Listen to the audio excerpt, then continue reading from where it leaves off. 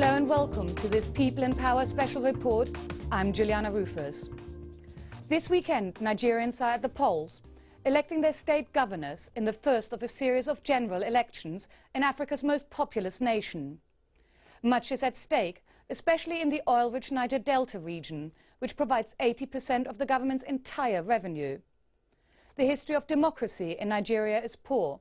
Since independence in 1960, its people have lived through more than 30 years of military rule. Democratic elections returned in 1999, but their legitimacy was much questioned. The poll in 2003 was marked by violence and vote rigging. Despite the Niger Delta's vast oil wealth, its people are poor and deprived of a democratic voice. The last 15 months have seen an escalation in militancy, in particular MEND, the movement for the emancipation of the Niger Delta, gained international notoriety for the kidnapping of oil workers. This weekend, once more, the politicians are promising change. But faced with poverty, violence and corruption, the question is whether the people have any faith in change.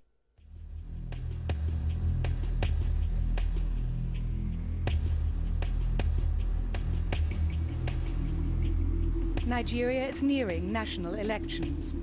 Nowhere are the campaigns fought harder than in the immensely oil-rich river state in the Niger Delta.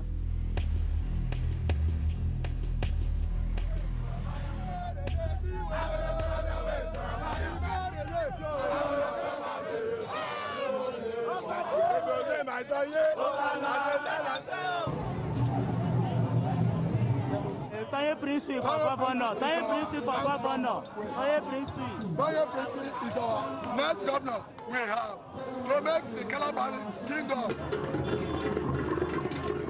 Since independence in 1960, this will be Nigeria's first transition from one elected government to another. But Nigeria's electoral track record is poor. Previous elections have been marred by vote rigging and violence.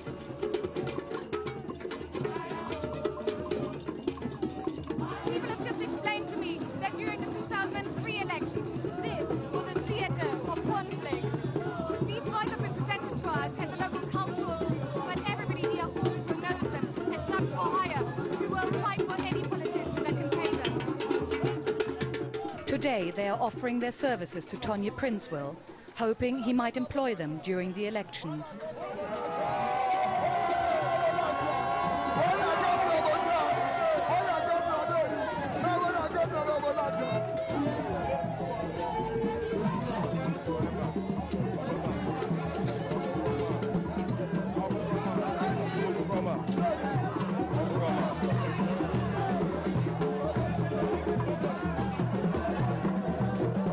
A vision for the people, for the masses. My name is Juliana Ruhfus. I'm from Al Jazeera. Al Jazeera television. Can we speak to you later? That would be great. You're around for a little while by the looks of it. Thanks very much.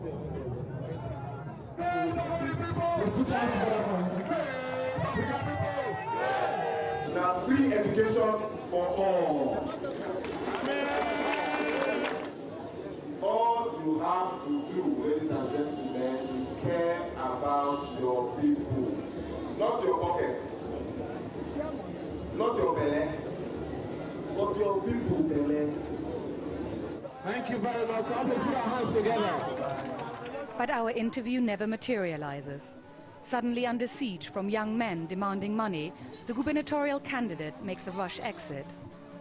We too are advised to leave quickly, as it is feared that the youth will vent their frustration violently. You can stand up.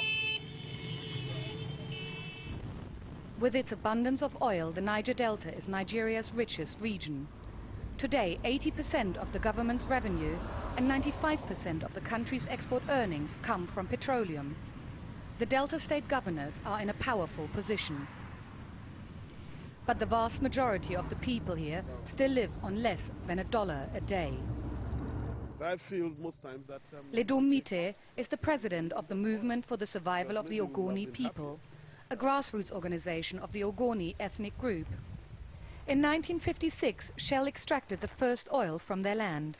So the wells are scattered all over in the communities, as you can see. And So each of these is a network of pipes that comes from the well into here. Has this flow station stopped operating as a result of the Ogoni struggle? Yes, definitely. We rose in 1993, 94, so Shell abandoned the area.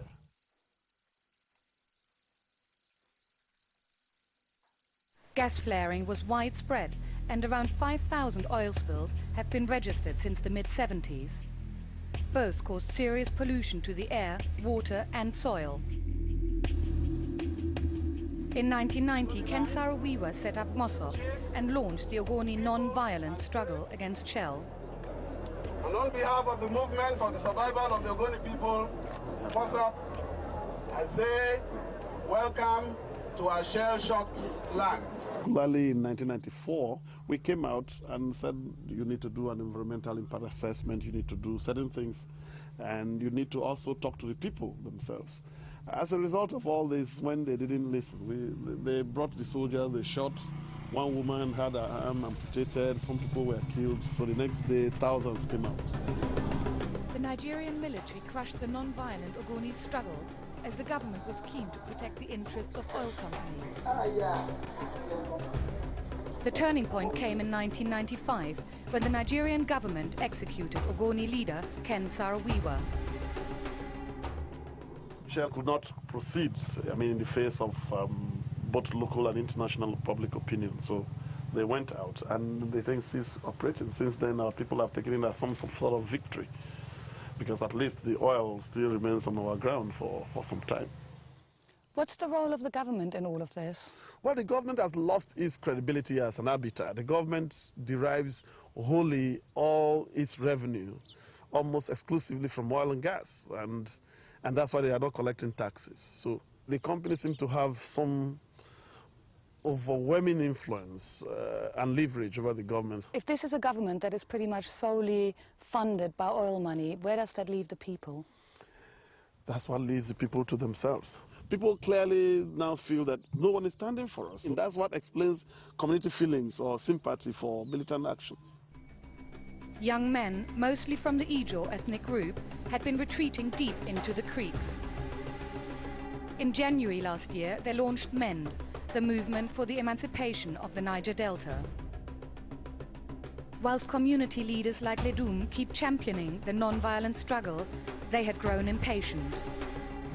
When they took their first hostages, that was around January last year, I received a call about, I think on a Saturday night, to say, look, you get into the car, drive to Warren, and we'll give you instructions from there. It took us by boat about 2.5 hours to see where they were at, called the camp, and I was humbled by the experience, because I never imagined that you can see thousands of youths staying in a camp, so well armed and also trained. That I never imagined it was as bad as that.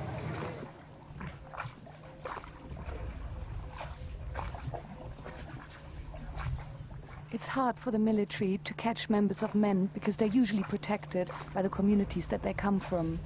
The MEND camps itself are in a deep, deep rainforest, only accessible via the creeks. MEND members know the creeks inside out, which makes it quite often deadly for the military to launch attacks against them.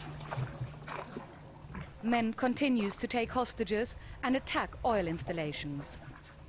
As the election campaign was heating up, a spokesman released a statement calling President Obasanjo of Nigeria a tyrant and promising more attacks and car bombs as a send-off. We've now been in constant touch with MEND by phone and by email, and they're trying to find a way for us into the creeks, but they've also been monitoring the movement of the military, and they're thinking that at the moment to enter the creeks without being detected is very difficult. Instead, one of the militants came to see us in a secret meeting arranged in a car park. You're a member of MEND, and MEND is a group that endorses the militant struggle. Can you explain to me why you've chosen the path of militancy? Right from when I was not born, I just sympathized with the people of the Niger Delta, and as a member of MEND, not just an ordinary member, at least a superior officer. I've been to so many places in the Niger Delta, and I've seen how and what our people are going through. You're taking foreign hostages. What's your ultimate goal with that? Whatever business they are here for is being recognized by the government and the people of Nigeria. And to draw the attention of the government is to disrupt their operations.